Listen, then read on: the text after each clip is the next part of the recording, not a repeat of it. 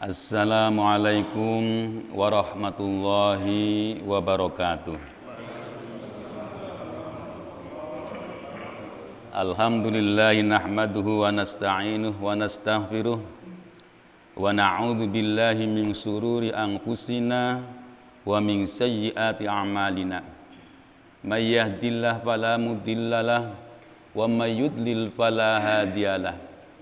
Asyhadu an la ilaha illallah wahdahu la syarika lah wa asyhadu anna Muhammadan abduhu wa rasuluh la nabiyya ba'dah. Allahumma salli wa sallim ala sayyidina wa maulana Muhammad wa ala alihi wa ashabihi wa man tabi'ahum bi ihsanin ila yaumil qiyamah. Qala Allah ta'ala fi kitabihil karim, a'udzu billahi minasy syaithanir rajim. Bismillahirrahmanirrahim. Wal 'asri innal insana lafi khusrin illa alladzina amanu wa 'amilus solihati wa tawashaw bil haqqi wa tawashaw bis sabr. Yang saya hormati para sepuh di lingkungan Masjid At-Taubah, yang saya hormati Bapak Amrih selaku Ketua DKM dan jajarannya, yang saya hormati Bapak Khotib selaku Imam Tetap dan sebagai tokoh masyarakat. Mudah-mudahan Allah selalu memberikan cucuran rahmat dan keberkahannya kepada mereka. Amin. Tidak lupa hadirin jamaah Masjid At-Taubah, bapak-bapak dan adik-adik yang ada di masjid, wabil khusus tamu kita yaitu dari jamaah yang selalu menengadahkan syiar Islam dengan melakukan huruj di beberapa tempat. Dan begitu juga Bapak Ibu yang ada di rumah yang senantiasa menyimak bacaan ayat-ayat suci Al-Quran di setiap pagi Ahad. Mari kita panjatkan puji syukur kehadirat Allah Subhanahu wa Ta'ala yang telah melimpahkan berbagai macam bentuk kenikmatan, baik nikmat dohir maupun nikmat batin, terutama nikmat iman dan Islam. Salawat dan salam kami haturkan kepada Nabi kita, Nabi Muhammad sallallahu alaihi wasallam, yang telah membina umatnya dengan penuh rasa kasih sayang dan contoh yang patut kita ambil di dalam kehidupan sehari-hari. Hadirin jamaah Masjid At-Taubah dan Bapak Ibu yang ada di rumah, kita menginjak kepada surah An-Naml. Kemarin surah Asy-Syu'ara. Kalau kemarin itu syair, syu'ara itu jamaknya ya. Jadi para penyair. Nah, sekarang kita menginjak kepada surah An-Naml. An-Naml seperti yang apa disampaikan oleh Bapak Khotib, yaitu surat semut ya, semut. Kenapa dinyatakan semut? Nanti ada pada ayat ke-18. Nah, di sana Nabi Sulaiman itu berjalan-jalan dengan bala tentaranya. Bala tentara Nabi Sulaiman itu banyak, tidak hanya sebangsa manusia, tetapi sebangsa jin juga iya, termasuk hewan-hewan. Nanti yang terkenal yaitu burung hudhud ya. Burung hudhud. Ini populer di TikTok ada ya. Innahu min Sulaiman, innahu bismillahirrahmanirrahim gitu ya. Terus diteruskan alla ta'lu gitu kan ya. Jangan engkau sombong gitu ya. Alayya padaku wa'tuni muslimin gitu ya. Ini wallahu alam. Apakah iya atau enggak, karena sekarang itu banyak rekayasa ya Pak ya. Banyak rekayasa. Ya, kalau dilihat dari sabda Nabi itu, nanti zaman akhir ya, benda-benda pada bisa ngomong. Ini di apa itu, di mana-mana benda pada bisa ngomong, Pak ya. Sudah pada bisa ngomong di rekayasa. Wallahu alam, apakah itu yang dimaksud atau beneran? Wallahu alam. Tapi yang jelas sudah ada cermin adanya tanda-tanda hari kiamat. Surah An-Naml ini diturunkan Nabi sebelum hijrah. Artinya surat Makkiyah. Definisi surah Makkiyah dan Madaniyah yaitu setelah hijrah dan sebelum hijrah. Kalau sebelum hijrah itu namanya Makkiyah, kalau sudah hijrah namanya Madaniyah. Kayak surah An-Nasr itu kan turunnya di Makkah ketika Fathu Makkah. Tetapi dinyatakannya surah Madaniyah. Ya, di sana menggambarkan bagaimana orang-orang kafir Quraisy itu takluk di hadapan Rasulullah. Maka digambarkan di sana bergelombang-gelombang, bergulung-gulung orang itu masuk Islam dengan sendirinya. Nah, di sana dipesankan fasabbih, disuruh bertasbih, mensucikan Allah, wastaghfir, dan memintakan ampun bagi mereka. Inilah Islam ya. Jadi ketika menang itu tidak menepuk dada. Ini loh aku gitu. Itu tidak seperti itu. Islam itu ketika menang ya disuruh bertasbih. Bahkan lebih dari itu. Ketika melihat orang-orang lain yang banyak dosanya terus tidak dikecam. Tidak dikecam, lu kemarin kemana? Tidak seperti itu. Ya kan? Di sana ada tokoh yang terkenal, ya, yaitu Abu Sofyan. Ketika Abu Sofyan itu ketakutan, Nabi menyatakan, siapa yang datang ke masjid aman. Siapa yang datang ke rumahnya Abu Sofyan juga aman. Siapa orangnya yang rumahnya itu disejajarkan dengan masjid tidak akan tersanjung, gitu kan? Iya kan, masjid itu kan mulia. Disejajarkan dengan rumah Abu Sofyan, atau Abu Sofyan rumahnya itu disejajarkan dengan Masjidil Haram. Itu penghormatan yang luar biasa. Ini kalau politikus kita itu ya mencontoh Rasul itu mungkin adem kali ya, antem ya, tentrem gitu, tidak mengolok-olok. Ini kalau kita lihat dalam surah Al-Hasyr, Pak, itu ayat ke-8, 9, 10. Itu digambarkan umat Rasul itu ada 3 fase. Fase muhajirin ansor, fase sahabat, masa, terus tabi'in. Keindahan muhajirin dan ansor luar biasa. Pengorbanan mereka dari orang-orang yang berhijrah. Demi keyakinan dia tinggalkan. Terus orang-orang ansor menolong para sahabat yang datang dengan penuh pengorbanan juga. Itu indahnya luar biasa. Terus ketika berada di kalangan sahabat, nah di sana juga saling menghormati antara satu dengan yang lain. Tidak ada yang mencemooh antara satu dengan yang lain. Pengorbanan yang luar biasa. Nanti ayat yang ke-10 itu menggambarkan yang sering dipanjatkan doanya, yaitu Rabbana ighfir lana wa li ikhwanina alladziina sabaquna bil iman. Ini kalau orang Islam yang sekarang di zaman tabi'in sampai sekarang itu seperti yang digambarkan oleh Al-Qur'an, enggak ada orang yang sampai membuli antara satu dengan yang lain. Ini yang sebenarnya di zaman sekarang itu dengan memunculkan Rabbana ighfir lana wa li ikhwanina alladziina sabaquna bil iman, rasa satu iman. Mereka sudah cukup. Ini gambaran 3 fase umat Islam itu seperti itu. Sebenarnya banyak, Pak, ayat Al-Quran ini. Setelah saya mencoba untuk mengkaji beberapa literatur, Pak, Al-Quran ini luar biasa, Pak. Sebelum mengkaji ini, Pak, ya, karena saya merasa ini penting banget. Ada ulama yang menyatakan demikian, Pak. Kado yang paling hebat dari Al-Quran bagi umat Muhammad yaitu surah Al-Baqarah ayat terakhir. Dan ini sering dipanjatkan untuk berdoa. Dan memang diperintahkan. Kalau para nabi itu sifatnya maksum itu terjaga ya, Pak, ya. Jadi kalau para nabi itu sifatnya given, diberi.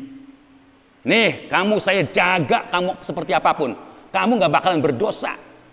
Kamu nggak bakalan terjebur dalam perkara yang mungkar. Kalaupun kamu tersesat, tergelincir, maka kamu pun saya ingatkan cepat kamu akan ingat. Ini ada juga Pak, orang-orang munafik itu ketika membangun masjid, itu ketika berjamaah itu pasti membacanya itu abasa wa tawalla anja'ahul a'ma. Itu lagi. Itu maksudnya apa? Oh, Muhammad juga salah bilangnya begitu. Dasar orang munafik itu seperti itu. Nah ini, jadi kado yang paling luar biasa yaitu ayat yang terakhir dalam surah Al-Baqarah, karena di sana mempunyai sifat keterjagaan umat Islam. Dan itu doa. Ya kan? Rabbana la tu'akhidna in nasina au akhtana. Rabbana wala tahmil alaina isran kama hamaltahu alal ladzina min qablina. Rabbana wala tuhammilna ma la taqata lana bi. Wa'fu anna waghfir lana warhamna anta maulana fansurna 'alal qaumil kafirin. Ini kalau dibaca terus, dipahami maknanya, itu artinya kita diampuni terus oleh Allah. Jadi kalau para nabi itu sifatnya given, diberi, kalau kita itu dengan kasab, dengan usaha, baca ayat ini setiap habis doa. Ketika doa dibaca ini. Karena inilah pesan yang luar biasa. Menjadikan umat Islam itu bersih dosa-dosanya. Ini dengan Allah itu jamin. Karena apa? Allah yang mengajarkan. Allah yang memerintahkan. Masa iya Allah tidak mengampuni? Pasti Allah itu mengampuninya. Nah ini, bacalah sering ayat ini pada ayat yang terakhir di dalam surah Al-Baqarah. Nih Pak, ternyata banyak sekali Pak ya. Ayat Al-Quran itu ada ayat yang memang disandingkan dari ars. Turunnya itu dari ars. Bukan dari Lauhul Mahfud. Pendapat ulama itu kan ayat Al-Quran itu adanya di Lauhul Mahfud. Yang langsung dari ars, dari Allah langsung, yaitu ayat kursi. Makanya sering-sering juga baca ayat kursi. Karena itu gambarannya adalah gambaran Allah. Apa iya yang gambaran Allah itu dari bumi datangnya? Enggak mungkin. Itu datangnya dari Allah. Makanya nanti ada ulama yang menyatakan dalam surah dalam apa itu ayat kursi itu ada 16 nama Allah yang diulang-ulang. 16 nama Allah yang diulang-ulang. Al-Ikhlas memang itu penuh dengan menyebut Allah, tetapi itu surah. Tapi kalau ini ayat, maka disinilah ayat kursi itu dinyatakan ini min indillah, min arsh, bukan sekedar dari Lauhul Mahfud. Makanya kelebihan dari ayat kursi itu luar biasa. Ya, ini gambaran ya, Al-Quran itu seperti itu. Ini kan kadang-kadang ada ya orang yang menyatakan ayat Al-Quran itu sama. Iya sama, nggak ada bedanya satu dengan yang lain. Kalau umpamanya menggambarkan akhlak Rasul, apa iya diambil dari atas? Ya kan dari kebiasaan Rasul. Wa innaka la'ala khuluqin adzim, laqad kana lakum fi Rasulillahi uswatun hasanah. Di sana melihat kebiasaan Rasul. Nah ini. Yuk kita teruskan kaji kita surah An-Naml. Seperti biasa saya awali. A'udzu billahi minasy syaithanir rajim.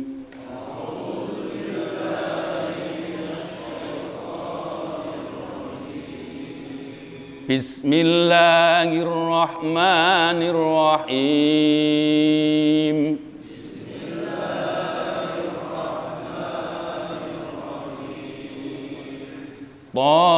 Tasin.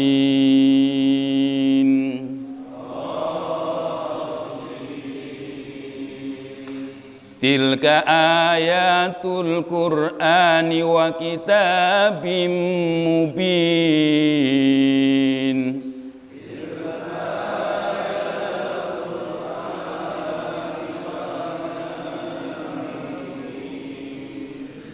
هدى وبشرى للمؤمنين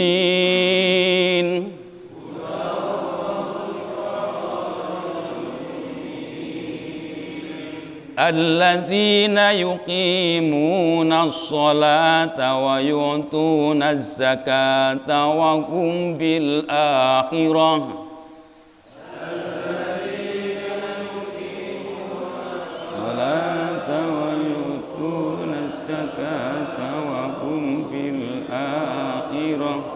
وهم بالآخرة هم يوقنون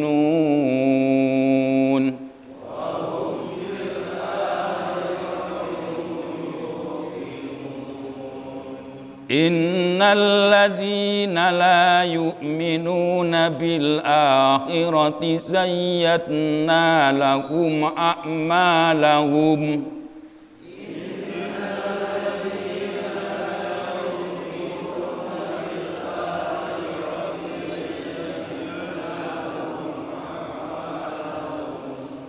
زينا لهم أعمالهم فهم يعمهون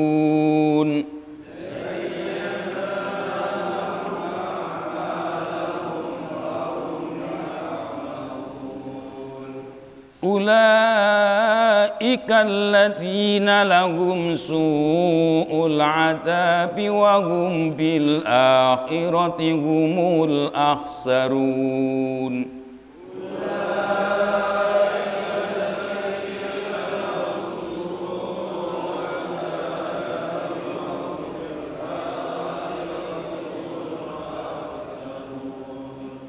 وإنك لتلقى القرآن من لدن حكيم عليم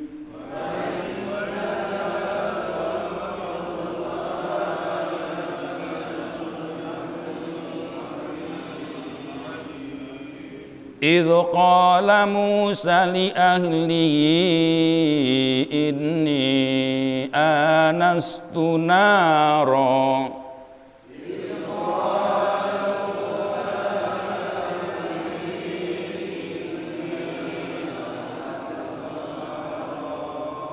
سآتيكم منها بخبر أو آتيكم بشهاب قبس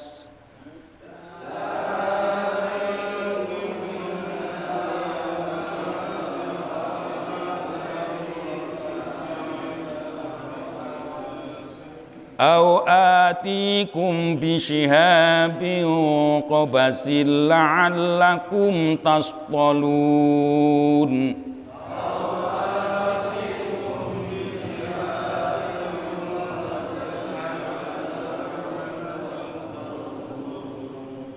فلما جاء نودي أن بورك من في النار ومن حولها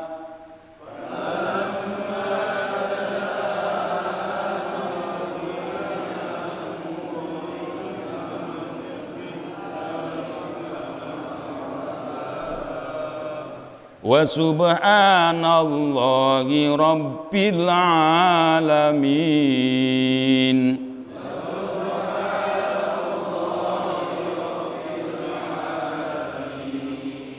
يا موسى إنه أنا الله العزيز الحكيم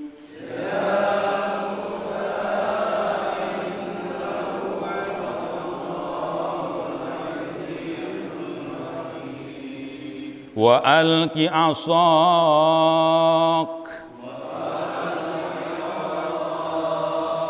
فلما رأى تهتز كأنها جان ولا مدبرا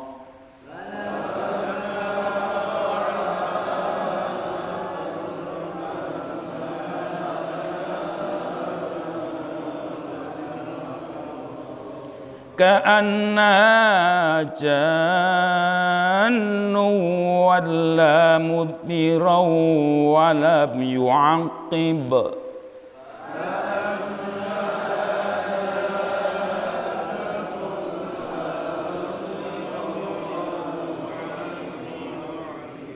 Ya Musa la takhaf inni la yakhafu ladayyal mursalun.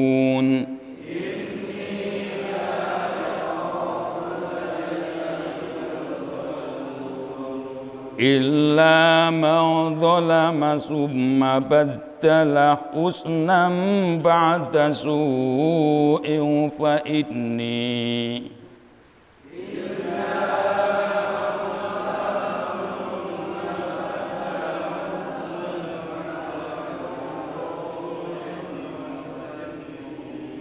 ba'da su'in fa inni ghafurur rahim.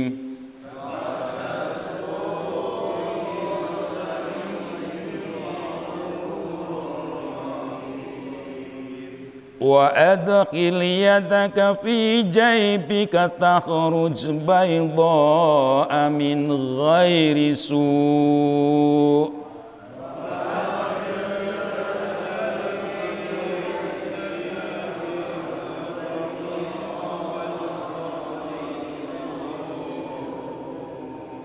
Fi tis'i ayatin ila fir'auna wa qaumihi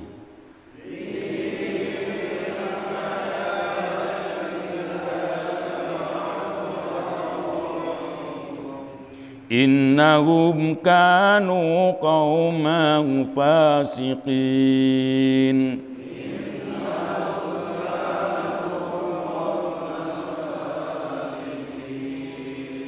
Falamma ja'atuhum ayatuna mubsiratan qalu hadza sihrun mubin.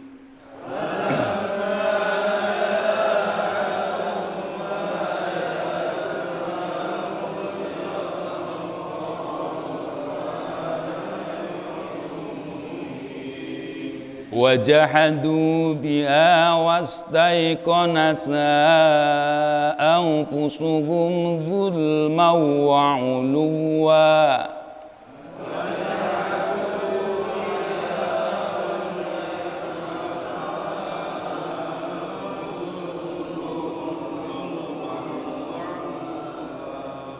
Fanzur kaifa kana aqibatul mufsidin.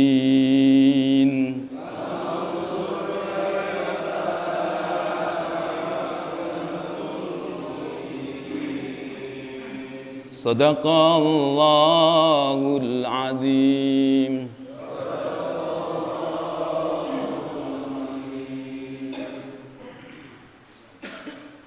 Ini sekedar informasi Pak ya. Dulu sebenarnya Pak Amri sudah minta ke saya yaitu pembelajaran nahwu sorob Pak ya. Tapi sudah keduluan orang melon. Orang melon sudah belajar Pak. Sudah belajar. Mereka semangat. Jadi saya memberikan nahwu sorob terus diterapkan ayat Al-Qur'annya, terus nanti apa yang telah dipelajari suruh tebak. Nah, jadi dituntun gitu. Orang-orang melon alhamdulillah semangat. Kemarin itu ada santri saya itu yang di belakang. Pak Mardi. Ya.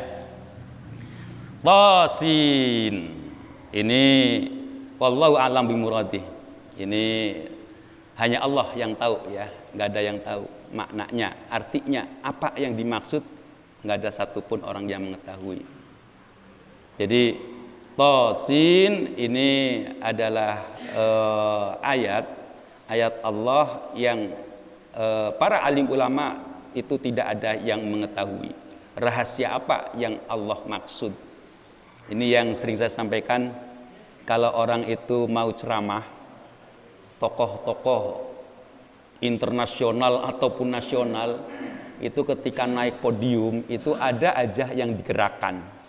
Tapi kalau manusia itu bisa dipahami gitu ya, bisa dipahami. Oh, itu maksudnya ini.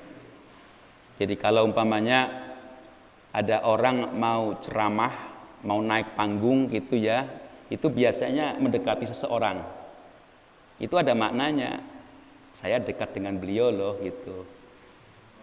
Gitu. Jadi orang itu memahami. Nggak kayak zaman sekarang.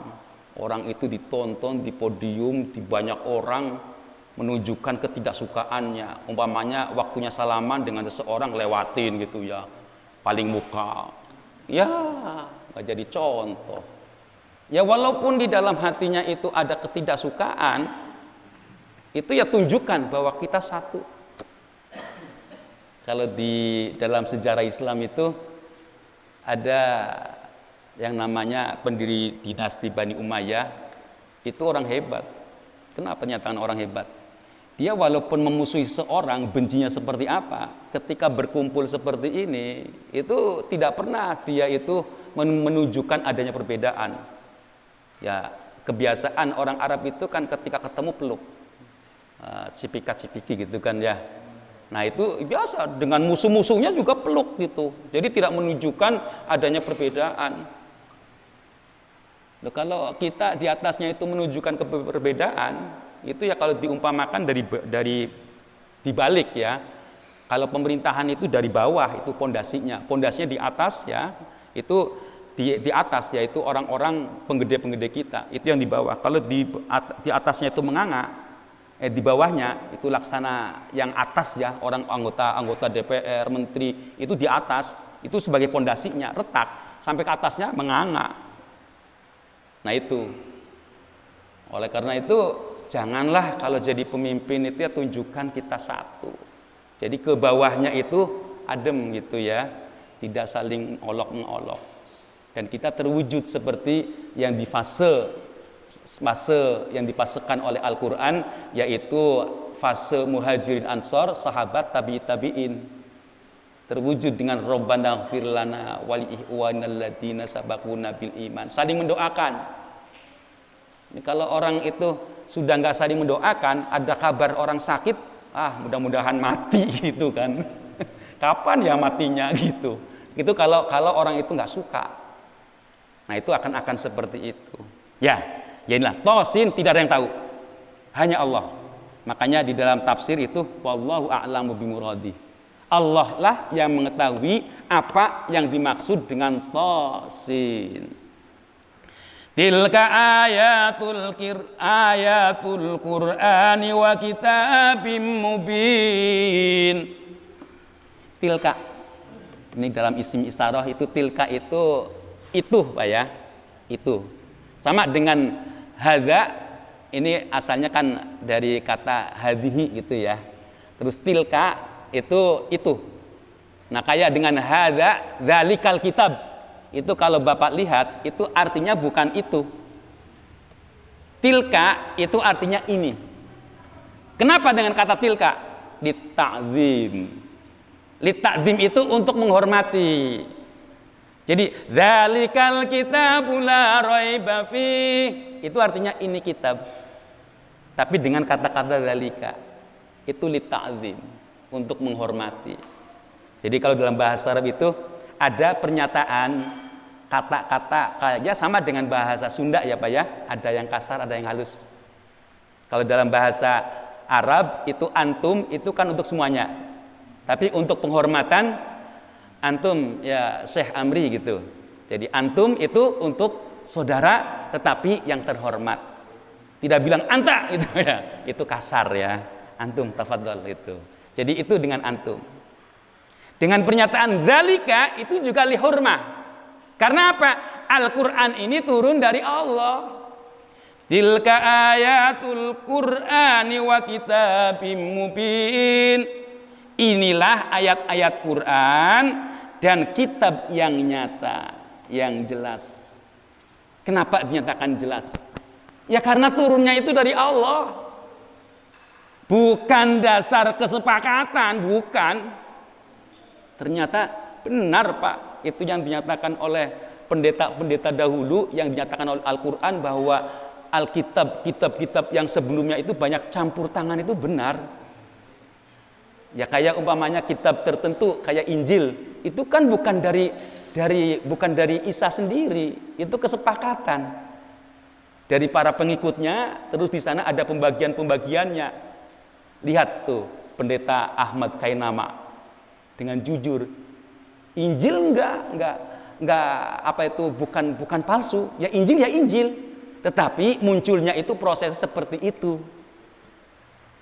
Nah, kalau Al-Qur'an tidak. Allah turunkan malaikat Jibril. Allah turunkan ada yang dengan dibalik tabir. Nah, itulah bentuknya itu jelas seperti itu. Nah, inilah Al-Qur'an. Makanya dinyatakan itulah ayat-ayat Al-Qur'an, kitab yang nyata. Bukan buatan manusia. Ini ada orang yang menyatakan bahwa Muhammad itu menghayal di Gua Hira, terus dia memperoleh hayalannya. Kalau hayalan itu bisa dibalas dengan hayalan yang lain. Gampang kalau hayalan. Apalagi yang namanya hayalan itu rapuh, nggak ada pondasinya. Ini Al-Quran dan Al-Quran menantang. Fatu bisurah. Ya, bahkan di sana dinyatakan kalau kamu memang meragukan ayat Al-Quran, cobalah kamu kerjasama dengan sebangsa jin. Kumpulkan jin-jin yang ahli syair. Ini nggak tahu Pak. Kalau menurut Indigo Pak, Indigo, jin-jin Islam itu banyak yang dibunuh Pak. Menurut Indigo, orang yang diberikan karunia untuk mengetahui makhluk-makhluk halus gitu. Ini kenyataannya juga memang kayaknya dukun-dukun itu banyak yang bergerak Pak. Dukun-dukun itu banyak yang bergerak. Wallahu alam. Bener enggaknya wallahu alam, karena saya nggak tahu Pak. Tapi yang jelas ada fenomena seperti itu. Dan itu banyak dukun-dukun itu berserakan di mana-mana. Ya, jadi ya mudah-mudahan sih tidak menjadikan malapetaka gitu ya. Mudah-mudahan rahmat Allah terlalu melingkupi kita.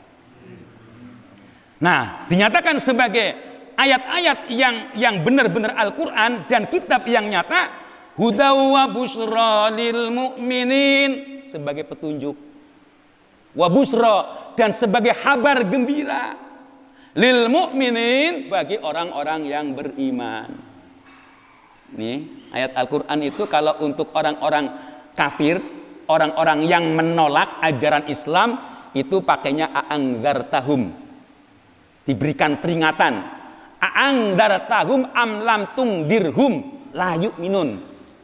Karena ya, innalladzina kafaru sawaun alaihim, itu kan ya, itu untuk orang-orang kafir. Tapi kalau untuk orang Islam, wa busyra lil mu'minin, dan kabar gembira bagi orang beriman. Nanti ada contohnya. Wa basyiril ladzina amanu wa amilus sholihati anna lahum jannat tajri min tahtihal anhar kullama ruziqu minha min thamaratir rizqan qalu, dan seterusnya. Nah ini, jadi wa busyra lil mu'minin, kabar gembira untuk siapa? Untuk orang yang beriman. Siapa orang yang beriman itu? Ini kalau dalam bahasa Arab, dalam Al-Quran itu ada susunan kalimat. Kalau dalam bahasa kita itu ada istilah kesimpulan dulu, terus dijabarkan. Nanti ada juga yang dijabarkan, terus disimpulkan. Ini yang pernah saya sampaikan, ada orang awam yang bertanya kepada seorang alim, apakah engkau beriman ya Syekh, gitu kan ya. Pernah ingat Pak? Masih ingat ya? Jadi ini pertanyaan orang awam, tapi jawabannya, wah ini ternyata harus hati-hati jawabannya. Karena ternyata ada keimanan yang memang tertanam dalam hati, yaitu iman kepada adanya Allah, iman kepada malaikat, iman kepada para nabi, iman kepada kitab, iman kepada hari kiamat, iman qada qadar dan seterusnya, itu tidak diragukan lagi. Ternyata ada yang namanya iman bil kasbi, harus diusahakan. Yang dinyatakan sebagai ulaika humul mu'minuna haqqo, yaitu orang yang mengerjakan sholat, mengeluarkan zakat. Nah itulah ulaika humul mu'minuna haqqo, yang perlu perjuangan. Jadi kenyataannya iman itu tidak hanya keyakinan, ada yang perlu diperjuangkan. Nah di sini ada para alim ulama itu mendefinisikan takwa dari bahasa, makanya kurang pas.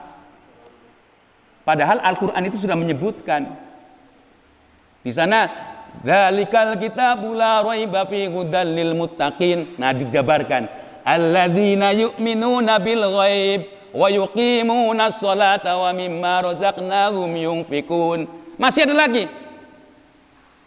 Nah, diteruskan. Itulah jabaran muttaqin. Begitu juga ini lil mukminin. Siapa mukminin? Alladzina yuqimuna sholata wa yu'tuna zakah wa hum bil akhirati hum yuqinun. Siapa orang yang beriman itu? Alladzina, rupanya orang banyak, yuqimuna shalah, yang mendirikan salat. Bukan sekedar mengerjakan tetapi mendirikan. Mendirikan itu artinya selalu tegak terus. Di mana-mana dia salat, tidak hanya di masjid. Gumantung hatinya itu kepada Allah Subhanahu wa taala. Wa yu'tuna zakah, mengeluarkan zakat.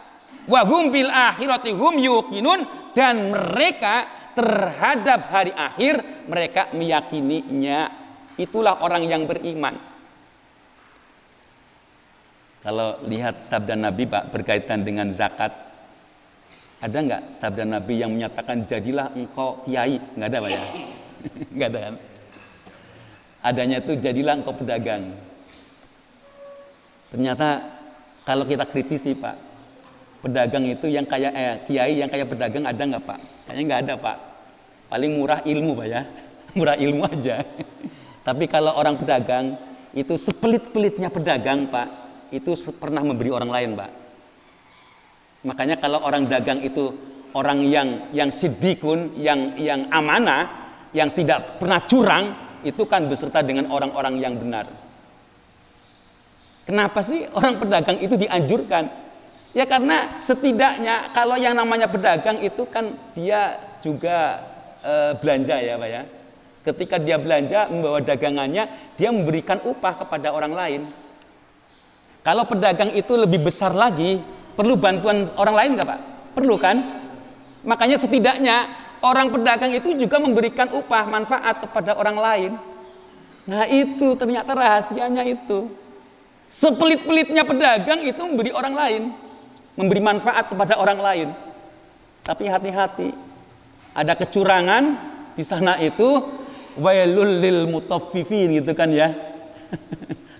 Ada neraka wel untuk mereka yang selalu mengurangi untuk penimbangannya dan seterusnya. Tapi memang benar, sepelit-pelitnya pedagang itu memberikan manfaat kepada orang lain. Ya itulah. Ini ditegaskan mengeluarkan zakat. Ini perlu diketahui loh Pak. Kita sadar nggak Pak? Kalau kita itu kaya, itu malah menjadi pelit. Kadang-kadang Pak. Coba ketika kita memperoleh rezeki, katakanlah 50 rupiah. Ya, kalau kecil ya, kalau sekarang kecil ya Pak ya, zaman dahulu kali. Katakanlah memperoleh rezeki 50.000 bagi orang miskin Pak. Itu kadang-kadang dia berani menginfakkan separohnya. Orang-orang miskin itu berani mengeluarkan separohnya. Kira-kira kalau konglomerat Pak dapat 1 miliar, berani nggak mengeluarkan separohnya Pak? Enggak kan? Nah itu makanya kita bersyukur Pak, berani menginfakkan separoh apa yang kita peroleh. Coba Sa'labah, ketika dia itu meminta kaya, itu Rasul bilang, jangan Sa'labah, kamu itu nggak mampu untuk menahan kekayaanmu gitu. Kamu nanti jadi pelit. Padahal yang namanya Sa'labah itu disebutnya adalah hamamatul masjid, yaitu merpatinya masjid yang berada di situ terus gitu. Akhirnya ketika dia diberi zakat, diminta zakat, ya nanti kecil ini karena sudah banyak terus dipinta sebanyak yang sejumlah yang sudah dijanjikan, malah dia bilang, wah ini pemaksaan, jumlahnya banyak, masa segitu? Nah itu. Makanya ketika Allah berikan sesuatu kepada kita, kita harus husnudzon selalu Pak. Jangan kita itu ada sifat-sifat suudzon, itu jangan sampai. Innalladzina la yu'minuna bil akhirati zayyadna lahum a'malahum fahum ya'maun. Innalladzina, sungguhnya orang banyak, la yu'minuna bil akhirah, yang tidak percaya kepada adanya hari kiamat. Zayyadna a'malahum, zayyadna lahum a'malahum, aku perhiasi lahum bagi mereka, a'malahum perbuatan mereka, fahum ya'maun, mereka itu malah bingung. Ya, jadi kalau orang-orang yang tidak beriman itu kan dia gambarannya dunia jabatan gitu kan Pak ya. Sehingga berani menyatakan itu orang-orang yang pakai khayalannya sendiri yakin adanya hari kiamat. Memprediksi adanya hari kiamat akan begini-begini. Aduh. Kita kotak pikirannya dunia mulu. Nggak lepas dari itu. Nah inilah dia itu digambarkan oleh Allah bahwa anggapannya bahwa yang menjadikan nikmat itu adalah kehidupan duniawi, menjadikan bahagia adalah kehidupan duniawi.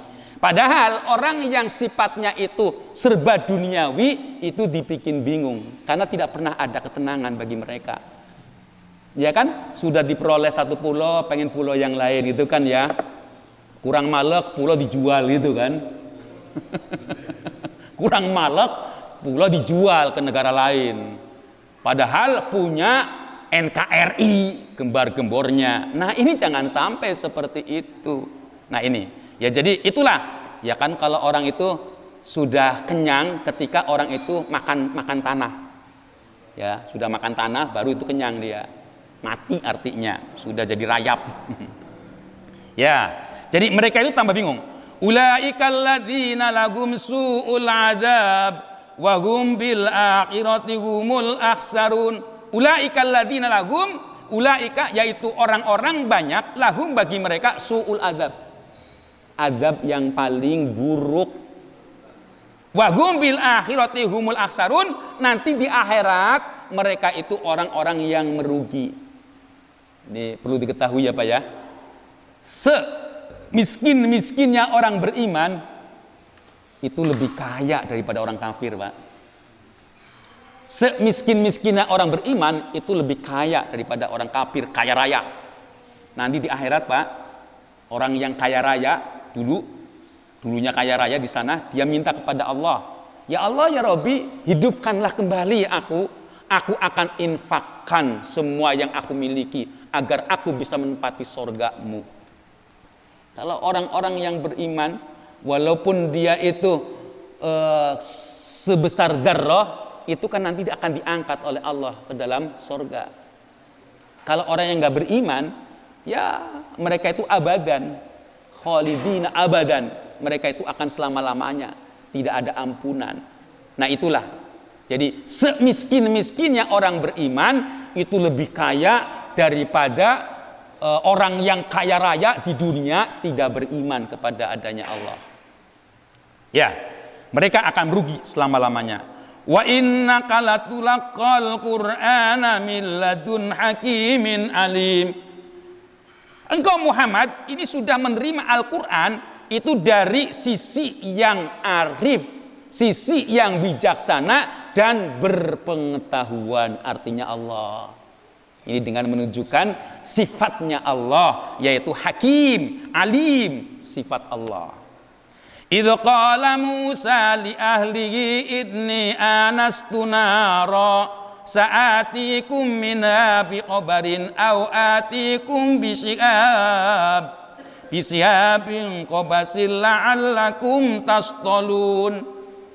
Ketika Musa berkata kepada keluarganya, aku akan membawa air, aku akan mendekati air.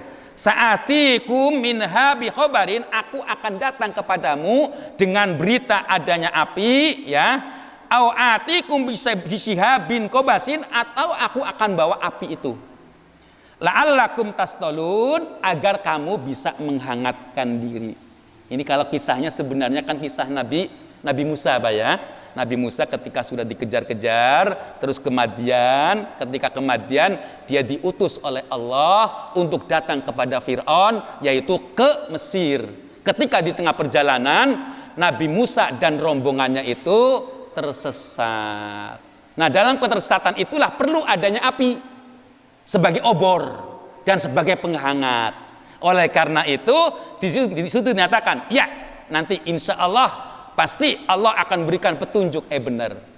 Terus Allah memberikan api dan sebagai obor dan sebagai penghangat keluarga dari Nabi Musa yang ingin datang ke Mesir.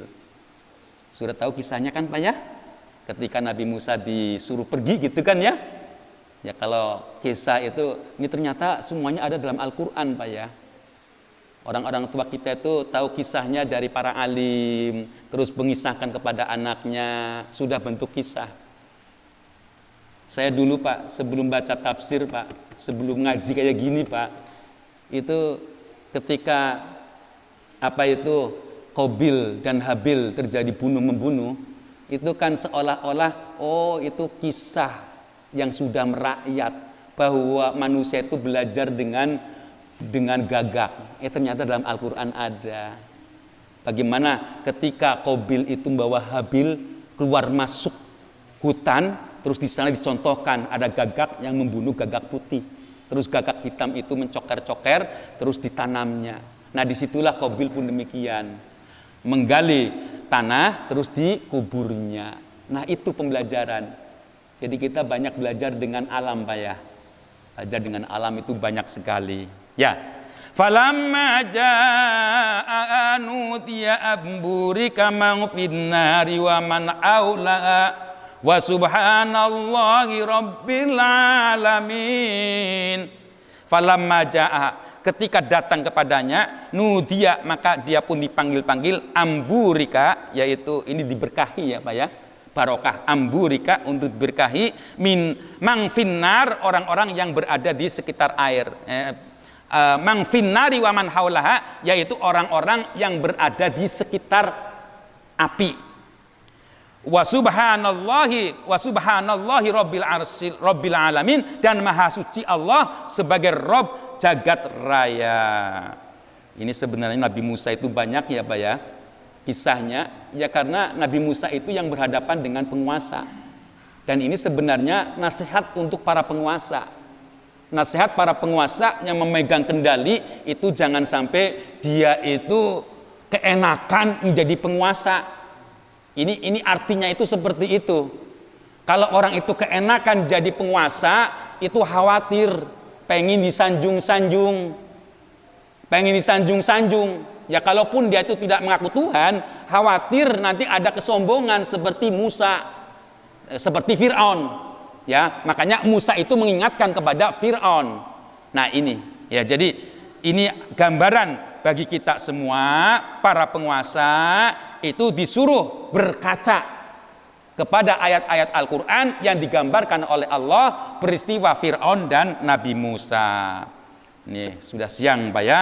Ya Musa innahu anallahul azizul hakim wallahu a'lamu bissawab. Itulah yang dapat saya sampaikan di pagi hari ini. Sudah barang tentu yang benar datangnya dari Allah, yang salah dari saya semata. Mohon maaf, wabillahi taufiq wal hidayah, wal afu minkum, wassalamualaikum warahmatullahi wabarakatuh.